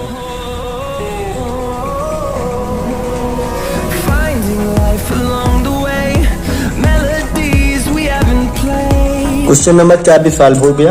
आंसर देखते हैं। आप बुक बार बार नहीं दिखाएंगे, आप अपनी बुक में देख लेना। मैं सारी जो है विशेषता बता दूंगा, जो भी इशू होंगे। आंसर देखते हैं, मिलाते हैं। इसमें बता रहा है अशोधनीय लघुकार वर्ष 2003 में 1 लाख रुपए। ये देखिए 1 लाख रुपए वर्ष 2003 में आपका है। वर्ष 2004-5 में 60,000, ये देखिए आपका आया है अशोधनीय अनरिक्यूर्ड 60 वर्किंग। 2005-6 में 5,000। ये देखिए, ये तीनों आपका आंसर है, बुक से मिला सकते हैं। 100% आपको न्यूमेरिकल समझ में आएंगे। रॉयल्टी के आपके 20 मार्क्स कभी नहीं छूटेंगे। यदि आपको देखो, अगर आप पढ़ना चाहते हैं तो आपको कोई भी डाउट होगा तो आप कमेंट कर पूछ सकते हैं, मैं अच्छे से बताऊंगा। क्वेश्चन नंबर 5 देखते हैं। क्वेश्चन नंबर 5 देखते हैं। 4 तक हो गया, 5वां देखते हैं। कॉलम सभी लोग आप बना लीजिएगा। बुक में क्वेश्चन देखिए, बार बार बुक दिखाने में जो है टाइम वेस्ट हो रहा है, तो आप अपनी बुक खोल के रखिए सामने। मैं सवाल पढ़ रहा हूँ। ए ने एक खान को पट्टे पे लिया, अधिकार शुल्क ₹1 है प्रति टन और वार्षिक न्यूनतम किराया 12,000 है। प्रत्येक वर्ष की लपकार की राशि को अगले 2 वर्षों में, देखिए शर्त क्या कह रहा है, अगले 2 वर्षों में उसको जो है अशोधनीय यानी कि रिकॉर्ड करना है। यदि हड़ताल के, सुनिए इसमें रीजन क्या है सवाल में, यदि हड़ताल के कारण किसी वर्ष न्यूनतम किराए से अधिकार शुल्क की राशि कम हो तो जितनी अवधि हड़ताल रहेगी, सुनिए यहाँ ध्यान से, हड़ताल रहेगी उसी अनुपात में उस वर्ष का न्यूनतम किराए को कम कर दिया जाएगा। उत्पादन निम्न प्रकार रहा। वर्ष 2008, 9, 10, 11, 12। आउटपुट यानी टन्स 10,000, 9,000, 13,000, 8,000, 12,000। अब इसमें नीचे क्या दिया गया है, वर्ष 2011 में 5 माह का हड़ताल रही। देखिए ऊपर क्या शर्त बोला था, जिस वर्ष हड़ताल रहेगा न्यूनतम किराए के अधिकार शुल्क की राशि कम हो जाती है जितने वर्ष हड़ताल रहेगी। ए ने पुस्तकों को अधिकार शुल्क खाता, भूख स्वामी खाता एवं लवकार राशि खाता बनाइए। प्रत्येक वर्ष एक ही पुस्तक में 31 दिसंबर को बंद हो जाती है। अब देखिए सवाल देखते हैं।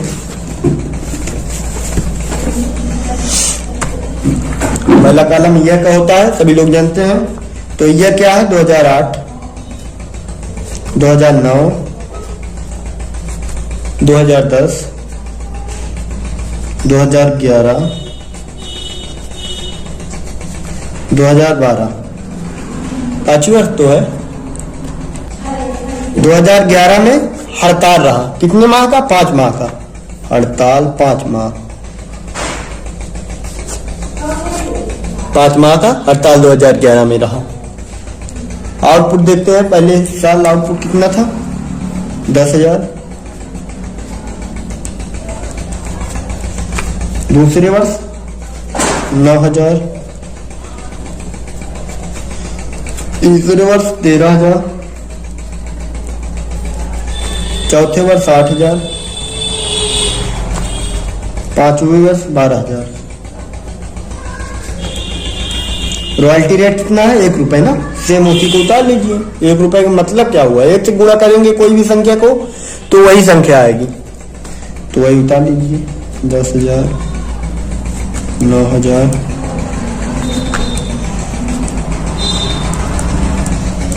क्वेश्चन ध्यान से समझिएगा, इसमें थोड़ा घुमा के दिया गया है।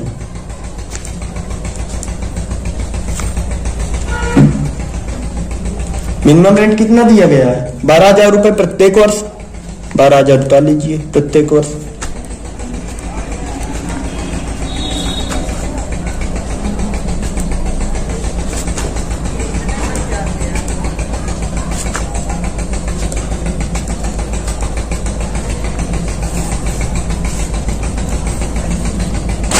Minimum rent minus royalty rate. Royalty rate कितना है, 10,000, तो मिनिमम रेंट आपका 12,000 है।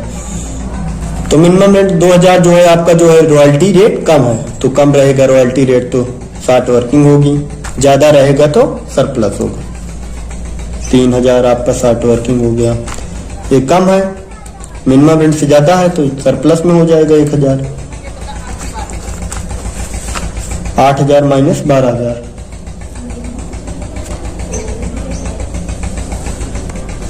एक चीज गलती होगी। 2011 में यहाँ बोला गया था हड़ताल के लिए, तो ध्यान नहीं किए यहाँ।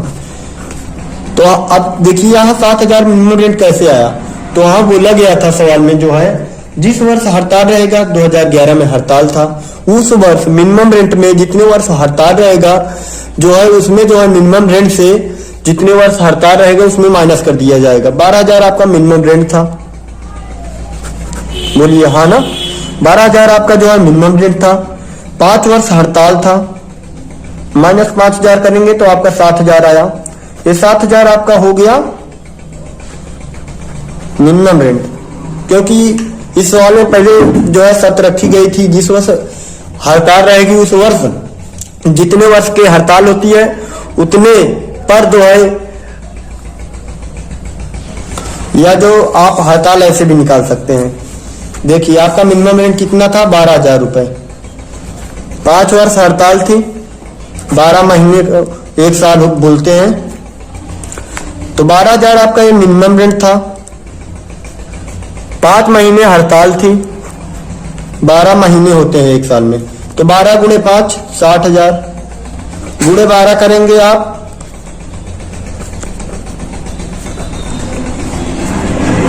जो आपका 5,000 आएगा। ये 5,000 जो है आपका माइनस हो जाएगा 12,000 में, क्योंकि बोला गया है कि जिस वर्ष हड़ताल रहेगी उस वर्ष का जो है न्यूनतम किराया में से जो है घटा दिया जाएगा। तो 5,000 12,000 में माइनस करेंगे तो 7,000 आएगा। यही 7,000 आपका मिनिमम रेंट है। ये देखिए 2011 में।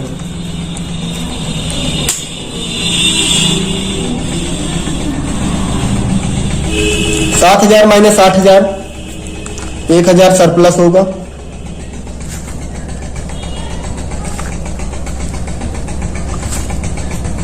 $12,000 इसमें कुछ नहीं होगा क्योंकि बराबर राशि है। शर्त क्या है इसमें, देखिए बुक में, अगले 2 वर्षों में अपलिखित किया जाएगा। इसका अगला 2 वर्ष कौन हुआ, इसको छोड़ के 1 2, इसमें 1,000 का रिसीव हो रहा है, तो 2,000 माइनस 1,000 करेंगे आप तो 1,000 हो जाएगा आपका रिक्यूब्ड। अब इसका अगला 2 वर्ष, इसको छोड़ के अगला 2 वर्ष बोला जाता है, 1 2, तो 1,000 रिसीव हो रहा है तो 3,000 माइनस 1,000 करेंगे तो आपका 2,000 हो जाएगा। ये कुछ नहीं, मिनिमम रेट वही हो जाएगा जो भी है 12,000।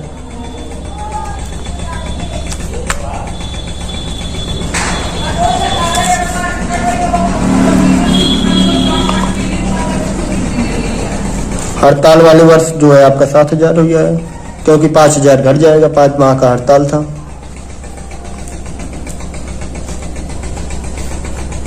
आपकी 5वीं नंबर सवाल पूर्ण हो गई।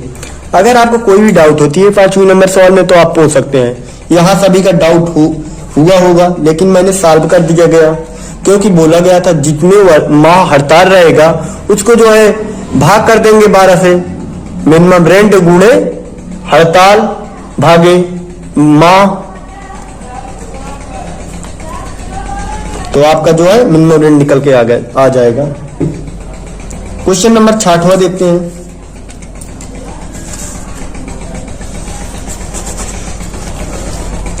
बुक ओपन कर लीजिए। जीवन काल कंपनी ने एक पट्टे के अंतर्गत कोयला निकाला जिसके संबंध में अधिकार शुल्क 5 रुपए प्रति टन,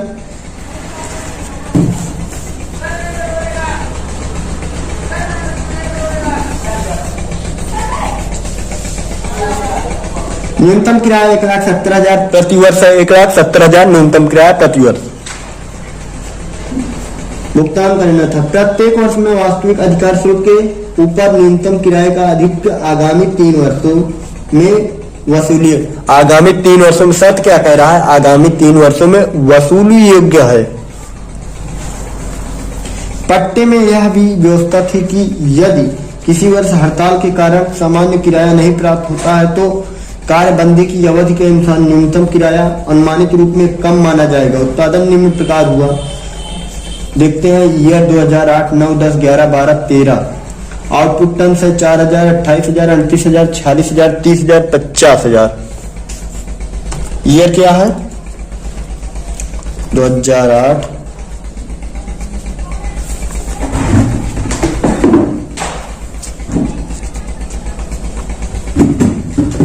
2008 9 10 11 12 13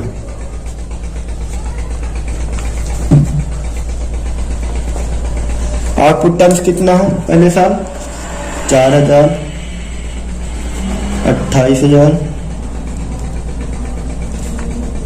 38,000, 40,000,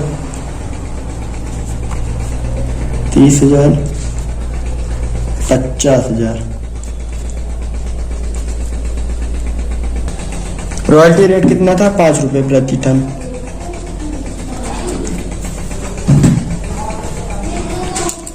चार पंचे 20,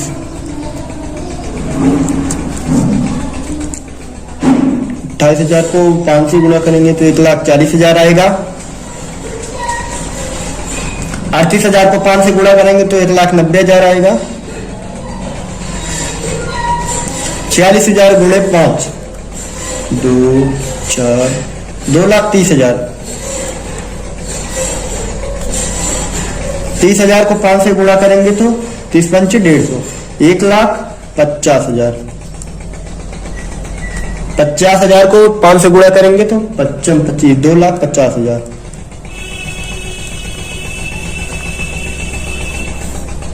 मिनिमम रेंट प्रत्येक वर्ष जो है 1,70,000 है। सवाल नंबर 6 देखते हैं, यहां तक हो गया था। आगे देखते हैं शॉर्ट वर्किंग। मिनिमम रेंट कितना था? 1,70,000 प्रत्येक वर्ष। जिस यदि किसी वर्ष जो है रॉयल्टी रेट जो है मिनिमम प्रत्येक वर्ष 1,70,000 होगा।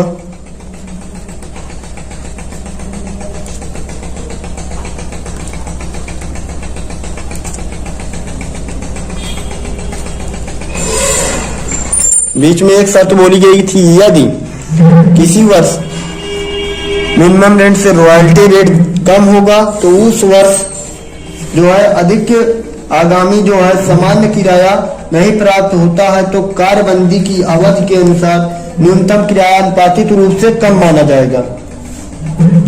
तो यहाँ जो है आपका हो जाएगा 1,27,500। ये क्या है आपका मिनिमम रेट, इसमें 1,70,000 ही रहेगा। क्योंकि कैसे आया 1,27,500? क्योंकि बोला गया था यदि हड़ताल के वर्ष किसी वर्ष कार्यबंदी में जब मिनिमम रेंट से कम रॉयल्टी रेट होगी बीच में, तो जैसे बीच में जो है चौथे वर्ष, यहाँ देखिए चौथे वर्ष 2012 में जो है मिनिमम रेंट से रॉयल्टी रेट जो है कम है, 1,70,000 से 1,50,000 कम है, क्योंकि बीच में जो है बढ़ती राशि होती है, घटी नहीं जाती। तो जो है 1,50,000 है, तो इसमें जो है आपका जो है हड़ताल वर्ष न्यूनतम किराया जो है कम कर दिया जाएगा। तो जो है 1,70,000 गुणे 3 डिवाइडेड बाई 12, 1,50,000 बराबर 42,500। तो 42,500 आपका माइनस हो जाएगा 1,70,000 में 42,500 माइनस करेंगे तो वही आएगा 1,27,500। ये आपका जो हो गया मिनिमम रेंट है 1,27,500। आपका डाउट क्लियर हो गया होगा।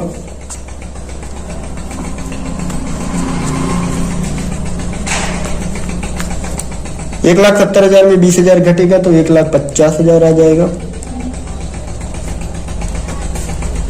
1,70,000 माइनस 1,40,000 30,000।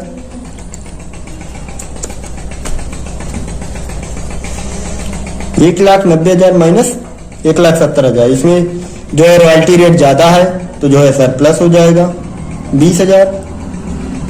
रॉयल्टी रेट इसमें भी ज्यादा है, कितना है ज्यादा? 60,000।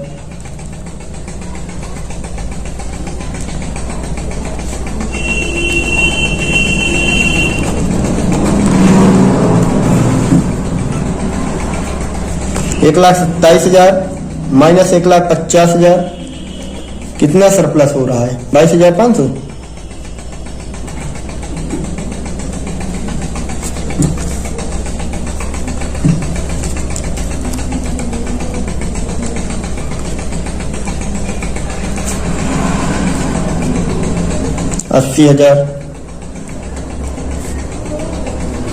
इसमें रिसीव नहीं करना है क्योंकि लास्ट ईयर है।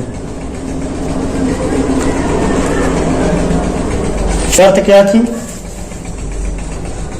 अगले 2 वर्ष, आगामी 3 वर्षों में, यानी वही अगले 3 वर्षों में।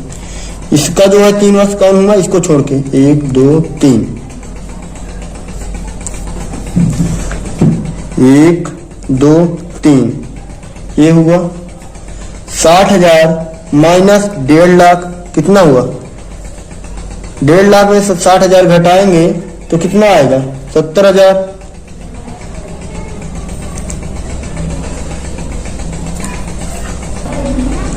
1.5 लाख था, 20,000 यहाँ दे दिया, 70,000 यहाँ, 70 20 90।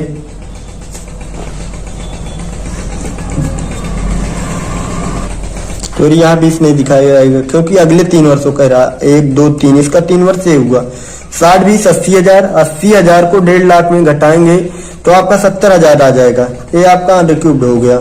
अब 30,000 इसका अगला 3 वर्ष, 1 2 3, 22,500 को जो है 30,000 में घटाएंगे तो 7,500 आएगा। लैंडलॉर्ड में वही हो जाएगा 1,70,000 सब में, बाकी जिसमें जो है सरप्लस हुआ होगा तो ऐड हो जाएगा।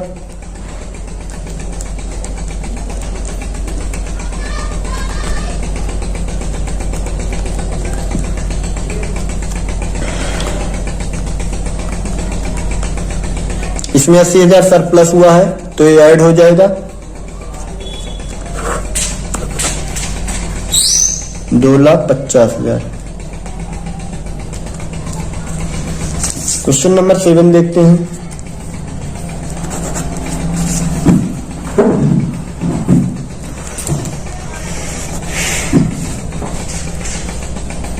ईयर दिया गया है 2003-4, सॉरी 2-3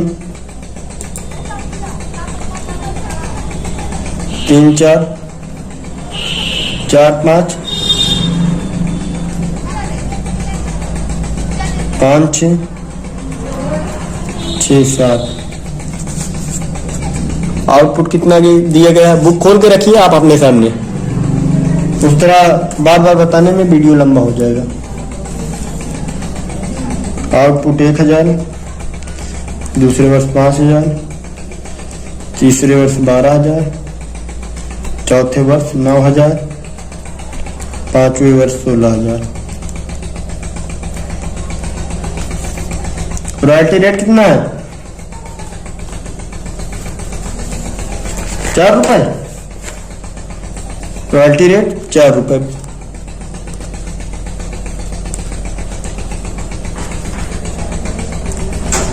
चार 5 चौक 20,000, 48,000, 9 चौक 36,000, 16 चौक 64,000। मिनिमम रेंट कितना है प्रत्येक वर्ष? 40,000। कुछ शर्त वर्त तो नहीं है, देख लीजिए, देखते हैं अभी। 40,000 निश्चित किया गया। कंपनी की लैपटॉप में आगामी 3 वर्षों में हड़ताल वाले वर्ष, इसमें भी हड़ताल हो रहा है, देखिए हड़ताल वाले वर्ष न्यूनतम किराया घटकर 80% रह जाएगा। हड़ताल वाले वर्ष न्यूनतम किराया 80% रह जाएगा घटकर। देखिए कौन वर्ष हड़ताल है, नीचे देखिए, सवाल के नीचे आइए, यहाँ पे बुक देखिए, यहाँ देखिए 2005-6, थोड़ा नीचे देखिए, यहाँ 2005-6 में हड़ताल हुई है तो वहां 80%, यहाँ देखिए बोल रहा है वहां जो है 80% रह जाएगा, न्यूनतम किराया घटकर वहां 80% रह जाएगा जिस वर्ष हड़ताल रहेगा। तो हड़ताल आपका 2005-6 में है, 5-6 में हड़ताल है आपका, 5-6 को छोड़ देते हैं, अभी बताते हैं बाद में। 5-6 में हड़ताल है इस वर्ष, तो इसमें न्यूनतम किराया घटकर 80,000, अरे 80% घट जाएगा। तो आप जो है देखिए 40,000 आपका न्यूनतम किराया है, यदि आप उसमें 80% लेते हैं तो कितना होगा, उसमें से 20% माइनस कर दीजिए। 3 3 का 9, 3 चौक 12, 8 चौक 8 9 16, 8 चौक 32, अरे भाई 32,000 हो जाएगा यार, 20% तो घटाना है। 8 चौक 32 8 पंचे 40 होता है। देखिए सिंपल, 8 से गुणा करेंगे 5 बार तो 40 हो जाएगा। इसी में 3 जीरो ऐड कर देंगे तो 40,000 बन गया। तो 4 भाग लेना है, 1 भाग निकालना है, तभी तो 80% होगा। देखिए 20 20 20 20 20, 5 बार 20 लिखेंगे तभी 100 होगा। 8 का 8 8 दिन 16 8 24 8 चौक 32 चौथे पे आपका 32,000 आ रहा है। तो ये आपका न्यूनतम किराया 32,000 हो जाएगा, क्योंकि सवाल में कहा है जिस वर्ष हड़ताल रहेगा। तो हड़ताल कब है? 2005 में। तो 2005 में हड़ताल था, तो वहां 80% जो है न्यूनतम किराया हो जाएगा आपका। 80% का मतलब यही हुआ कि 4,000 में जो है 40,000 में जो है 20% घटा दीजिए। तो 20% घटाएंगे तो 8,000 माइनस हो जाएगा 40,000 में, आपका 32,000 न्यूनतम किराया बच जाएगा। ये देखिए, अब 60 वर्किंग निकालते हैं। इसमें कुछ नहीं आएगा, सब में माइनस कर दीजिए। इसमें 40,000 माइनस 20,000, तो 20,000 जो है आपका सॉरी यहाँ देखना, 40,000 माइनस 4,000 करेंगे। मैं सोचा 40,000 है, सॉरी मिस्टेक हो गई। 40,000 माइनस 4,000 करेंगे तो आपका 36,000 60 वर्किंग हो जाएगी। 40,000 माइनस 20,000 करेंगे तो आपका 20,000 जो है 60 वर्किंग हो जाएगा। मैंने बताया था पहले भी, अब भी बता रहा हूं, जब कभी मिनिमम रेंट से रॉयल्टी रेट कम रहेगी तो 60 वर्किंग होगी, ज्यादा रहेगी तो सरप्लस होगा। तो इसमें कम है तो इसलिए 60 वर्किंग किया, इसमें जैसे ज्यादा है तो इसमें मैं सरप्लस करूंगा 8,000। मैंने बताया था जो राशि सरप्लस होगी उससे 60 वर्किंग रिक्यूब में दिखाना पड़ेगा। 36,000 अरे 32,000 माइनस 36,000, ये 4,000 आपका सरप्लस हो गया।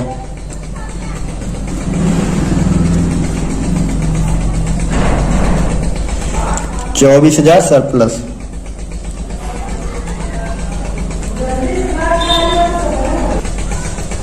इसमें शर्त क्या है? आगामी 3 वर्षों में। तो आगामी 3 वर्ष इसका 36,000 का आगामी 3 वर्ष कौन सा होगा? 1 2 3 8 4 12,000। 12,000 माइनस 36,000 करिए, कितना आया? कितना हुआ? 24,000। 24,000 आपका जो है रिक्यूब 60 वर्किंग हो गया। इसका अगला 3 वर्ष 1 2 3, यही तो हुआ। 20,000 माइनस 24,000 कितना हुआ? 20,000 माइनस 24,000। अब देखिए 24,000 क्यों लिखा? यहाँ 24,000 नहीं होगा, काफी लोग मिस्टेक खा गए होंगे। यहाँ जब कभी आपकी जो है 60 वर्किंग 20,000 है या कुछ भी संख्या है, यदि 60 वर्किंग से ज्यादा यदि आपका जो है सरप्लस रिसीव्ड हो रहा है, तो जितना 60 वर्किंग रहेगी उतना जो है 60 वर्किंग रिसीव्ड में दिखाया जाएगा। तो 20,000 है तो 20,000 कर देंगे।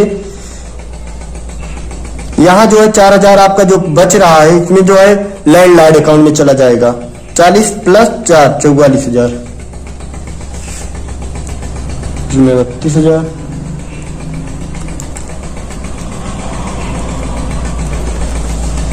आपको किसी सवाल में प्रॉब्लम लग रही है तो आप कमेंट कर दीजिए, मैं उस सवाल को फिर से अच्छे तरीके से बताने की कोशिश करूंगा। दोबारा आपको कोई भी मिस्टेक नहीं बनेगी। 7 नंबर सवाल तक हो गया है। इनसे आंसर मिलाते हैं। बुक में आंसर देखिए, 2005-6 में अशोधनीय लघुकार, 2005-6 में अशोधनीय लघुकार 24,000।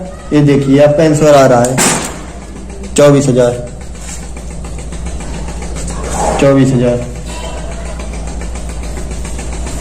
2006-7 में जो है भुगतान आपका 44,000। यहाँ देखिए आंसर आ रहा है, यही 2 आपका आंसर हो गया।